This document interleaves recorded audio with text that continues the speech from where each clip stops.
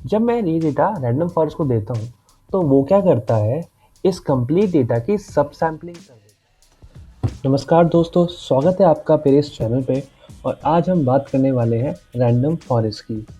So guys, random forest एक supervise machine learning algorithm है जिसको हम एज अ रिग्रेसर भी यूज़ करते हैं और एज अ क्लासीफायर भी यूज़ करते हैं। ये मोस्ट यूज एल्गोरिथम है जो इंडस्ट्री में यूज़ होती है बिकॉज ये मोस्ट ऑफ द सिनेरियोज पे काम कर जाती है।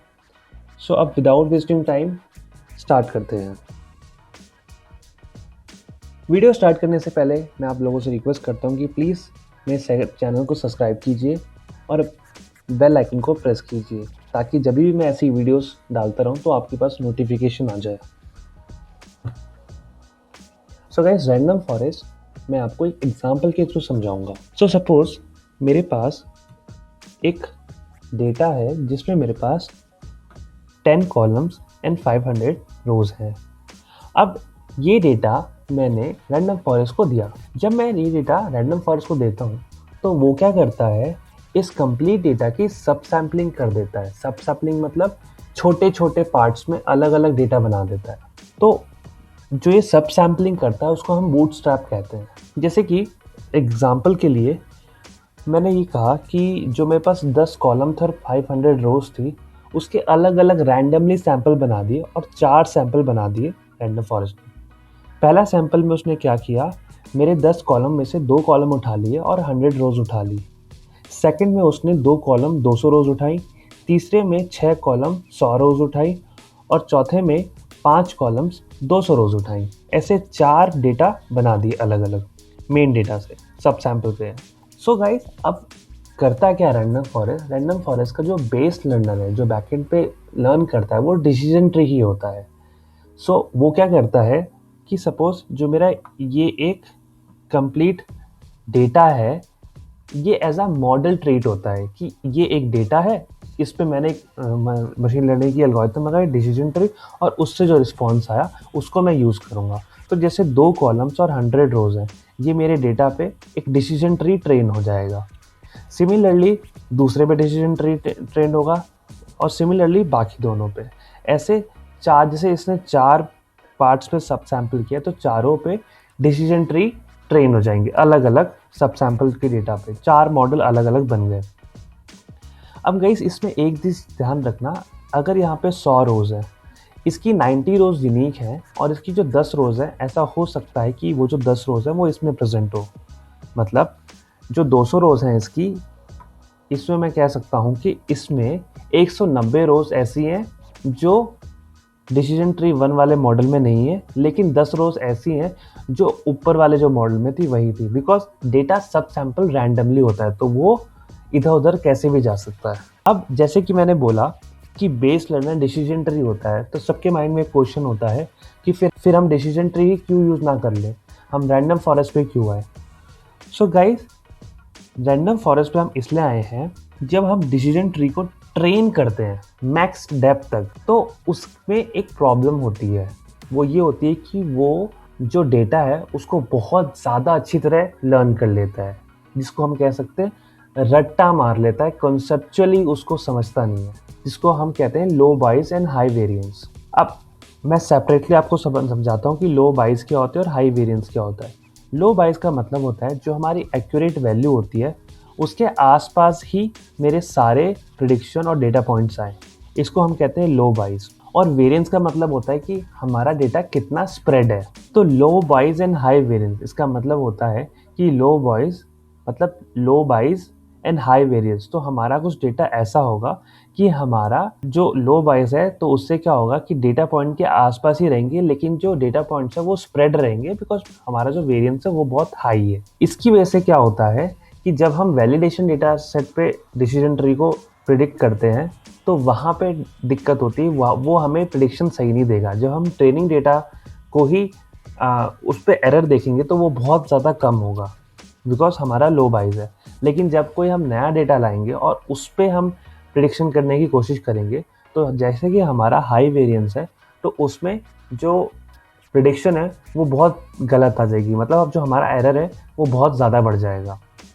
सो जो रैंडम फॉरेस्ट क्या करता है, सपोज एक एग्जांपल लेते हैं कि मैंने रैंडम फॉरेस्ट से ट्रेन कर दिया मॉडल। अब मेरे पास एक डेटा पॉइंट आया और मैं बताता हूँ वो डेटा पॉइंट किस तरह काम करेगा रैंडम फॉरेस्ट जो ट्रेन किया है मॉडल उसके अंदर। सपोज जैसे कि मैंने आपको पहले बताया था कि ये मेरा डेटा है और ऐसे हमारी डेटा ट्रेन हुआ है इस पे अलग अलग सैम्पल्स पे। सो सपोज मैंने एक रिकॉर्ड उठाया जो मेरा डेटा सेट पे नहीं था पहले, वो नया है, एकदम नया है। एंड मैंने जब उसको फर्स्ट वाले जो सब सैम्पलिंग की थी डिसीजन ट्री 1 उसको दिया, तो उसने कहा कि मैं बोलता हूँ इसकी प्रोबेबिलिटी 0 होगी। सिमिलरली जब मैंने बाकियों को दी तो उनने बोला इसकी प्रोबेबिलिटी 1 होगी। अब रैंडम फॉरेस्ट क्या करेगा, मेजॉरिटी वोट काउंट करता है। अगर आपके पास 4 में से 3 प्रोबेबिलिटी 1 आ गई तो उस केस में उसने प्रोबेबिलिटी 1 बोल दी। और जब हम ऐसे अलग अलग डिसीजन ट्री ट्रेन करते हैं बहुत सारे, तो जो हमारा हाई वेरिएंस होता है वो प्रॉपर्टी चेंज हो जाती है और वो हाई वेरिएंस लो वेरिएंस में चेंज हो जाता है एज हम डेटा को एग्रीगेट करते हैं। यहाँ पे मेजॉरिटी वोट खेल देखा जाता है, इसलिए जो हमारी वेरिएंस होती है वो कम हो जाती है। सो एट द एंड जो हमारी प्रोबेबिलिटी है वो 1 आ जाती है। सो गाइस इस तरह रैंडम फॉरेस्ट काम करता है बैकएंड पे। नेक्स्ट अब हम बात करेंगे कुछ इंपॉर्टेंट रैंडम फॉरेस्ट पैरामीटर्स की जिससे आप अपनी एक्यूरेसी को बढ़ा सकते हैं, जिसको हम कहते हैं हाइपर पैरामीटर ट्यूनिंग। तो पहला जो हमारा पैरामीटर होता है वो होता है एन एस्टिमेटर। ये मैं एसकेएलएन की बात कर रहा हूँ। एसकेएलएन के अंदर जो पैरामीटर्स प्रेजेंट होते हैं, एन एस्टिमेटर जो होता है वो हमारे ट्री डिफाइन करता है कि हमारे रैंडम फॉरेस्ट में कितने ट्री होंगे। जैसे कि मैंने आपको 4 ट्रीज दिखाए थे अलग अलग डिसीजन ट्री, वैसे ही आप यहाँ पे डिफाइन कर सकते हैं कि आपके जितने भी ट्री करना है। ये बाय डिफॉल्ट 100 होता है। सिमिलरली हमारा जो नेक्स्ट पैरामीटर है वो है मैक्स फीचर। जब वो पहला सैंपल कोई भी सैंपल बनाता है तो हम उस पर एक टारगेट रख सकते हैं कि वो मैक्सिमम जो हमारे कॉलम्स हैं उसमें से इतने ही कॉलम ले सकते हैं। सपोज मेरे पास 10 कॉलम्स थे तो मैं ये कहता हूँ जो सब सैम्पलिंग कर रहा है उस पर वो मैक्सिमम 2 ही कॉलम उठा सकता है। 2 से कम उठा सकता है लेकिन 2 से ज़्यादा नहीं कर सकता सब सैम्पलिंग में। इसमें जो बाय डिफ़ॉल्ट होता है वो ऑटो होता है, जो हमें ये बताता है कि जो भी हमारे नंबर ऑफ़ पैरामीटर है उसकी स्क्वायर मींस अगर मैं कह रहा हूँ कि मेरे पास नंबर ऑफ़ कॉलम्स जो हैं, पैरामीटर्स जो हैं वो 10 है, तो 10 का स्क्वायर 100 कॉलम्स का एक सब सैंपल बना सकता है वो मैक्स। नेक्स्ट अब हम बात करेंगे मैक्स डेप्थ की। गाइस ये पैरामीटर तब काम आता है जब हमारा डेटा रैंडम फॉरेस्ट में भी ओवरफिट हो रहा होता है। जब वो बहुत ज़्यादा लर्न करने लगता है तो हम क्या करते हैं, उसकी लर्निंग को रोकने की कोशिश करते हैं कि वो एक एक्सटेंट तक ही लर्न करे और उससे आगे लर्न ना करे, जिसके लिए हम मैक्स डेप्थ यूज़ करते हैं। इस पर आप अलग अलग वैल्यूज़ डालते हो। ये बाय डिफ़ॉल्ट नन होता है, इसका मतलब होता है कि वो एंड तक जाता है, चलता रहता है एंड तक, कंप्लीट डेप्थ तक जाता है। तो इसको अगर आपको कम करना है तो आप यहाँ पे वैल्यूज़ डाल सकते हैं 10, 15 जितनी भी डालनी हो, उस बेसिस पे उतनी ही डेप्थ तक जाएगा वो, और उससे आपका जो ओवरफिटिंग होती है वो रिड्यूस होती है। सिमिलरली मिनिमम सैम्पल स्प्लिट और मिनिमम सैम्पल्स लीव, गाइज ये दोनों जो पैरामीटर है ये भी हम यूज़ करते हैं ओवरफिट को कम करने के लिए। और जो लास्ट हमारा पैरामीटर है वो बूटस्ट्रैप। जैसे कि मैंने बताया था कि बूटस्ट्रैप का मतलब होता है सब सैम्पलिंग करना, अलग अलग रैंडम सब सैम्पलिंग करना।